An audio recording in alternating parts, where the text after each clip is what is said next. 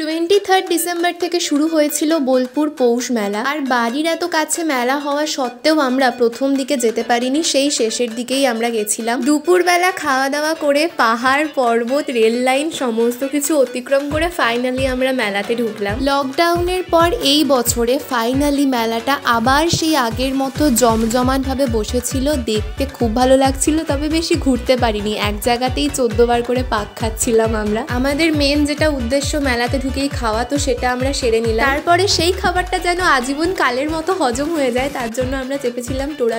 এটাকে বাইরে থেকে দেখে যতটা ভালো লাগছে, যারা ওখানে বসে আছে তারা জানে এ যে কি বান্স দিয়েছে আমাদের। দেন হঠাৎই কিছু নিউজ চ্যানেলের রিপোর্টাররা আমাদেরকে এসে বলে যে মেলা নিয়ে কিছু রিভিউ দিতে, তো আমি আর অভিষিক্তা আমাদের মতামত সেখানে জানাই। তারপরে অঙ্কিত আর দীপের কথা শুনে আমরা এমন একটা রেস্টুরেন্টে ঢুকলাম যেটার শুধুমাত্র অ্যাম্বিয়েন্সটাই ভালো ছিল। তারপর ভিড়ভাট্টা পেরিয়ে সোজা বাড়ি।